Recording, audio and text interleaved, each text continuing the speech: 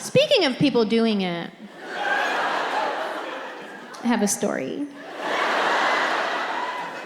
When I was younger, in my 20s, I shared an apartment with my friend Vanessa, and her room faced the apartment building across the way. Well, there was a couple in that building that they liked to do the sex. With the windows open and the blinds open, like that was their jam. So anytime they would start going at it, she would call me on the phone in my room and be like, "They're doing it again, hurry up, get over here."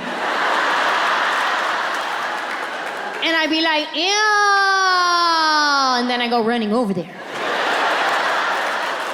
But by the time I get there, they already started closing the blinds and the windows. I'm like, "Oh man, missed it again." And not like I was gonna sit there and watch like a creeper, but it is kind of a sight to be seen. Like, are you guys trying to tell me that if you were walking down the street in your neighborhood and you saw your neighbors going at it in the front window, you wouldn't give it a look? You wouldn't be just minding your own business like,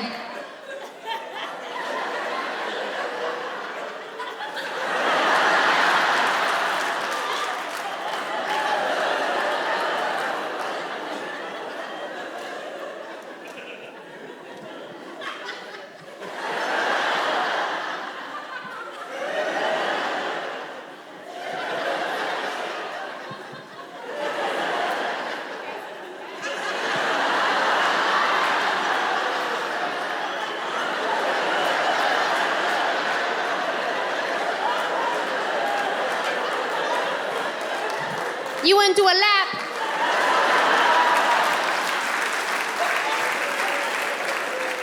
It's kind of like a car accident on the highway. You don't want to see a car accident happen. But if one is there, you're gonna assess the situation. Same thing, you see your neighbors going at it in the window, you just gotta assess the situation. Ah, we got a fender bender.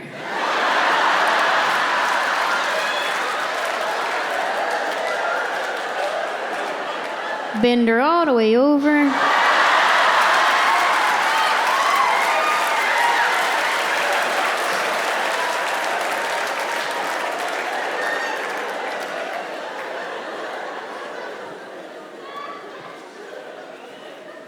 Living in a studio apartment when you're married, it's very difficult. But there is one good thing about it. I will say this, one good thing. We could only fit a smaller size bed in the apartment, so my husband had no choice but to cuddle me at night, which I love, but he hates because he says I'm the hottest person alive. And to that I say thank you so much. My husband says I'm like a furnace. Any other furnaces in the building tonight?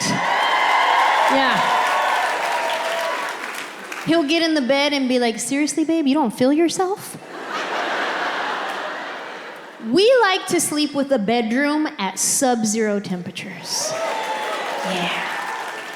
But I like all the blankets on, so I'm nice and cozy with my face a little bit cool.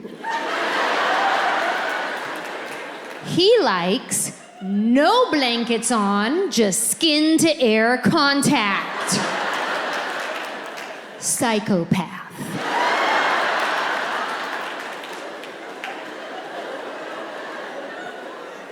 I have to negotiate cuddle time with my husband.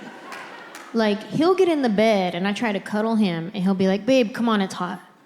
Seriously, babe, it's hot. I can't sleep if I'm hot, come on." And I'll be like, "Just give me 2 minutes of cuddling."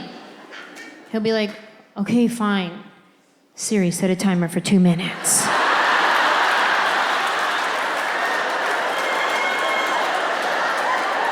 And if he even tries to pull away before that buzzer goes off, I'm like, "Nice try, 30-second penalty."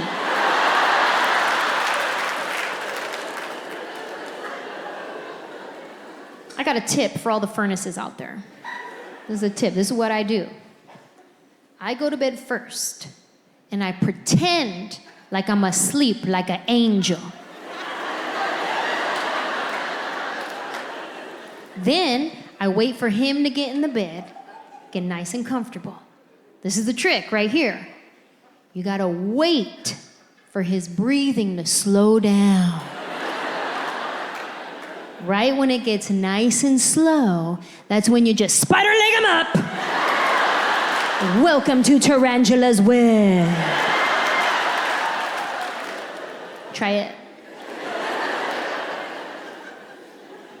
If my husband tries to tell me that it's too hot to cuddle, I'll be like, okay, can you rub my feet then? And I'm very grateful because anytime I ask my husband to rub my feet, he will do it. But it only lasts about 2 minutes, and then he gives up. And then I have to tap my foot to let him know he's not done yet.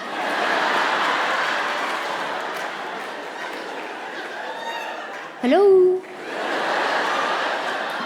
Boo-boo. It's not even time for your first 15-minute break. Yellow. And then he starts rubbing my feet again for maybe another 3 minutes. And then he just taps out. And this is how my husband tells me that he is done rubbing my feet. He goes like this.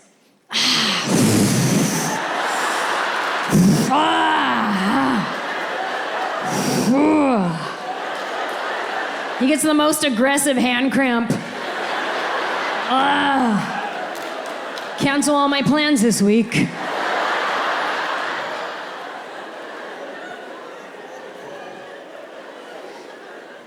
When I do finally get my husband to cuddle me at night, he likes to whisper sweet nothings. It's really cute. He'll say things like, I just want you to get off me.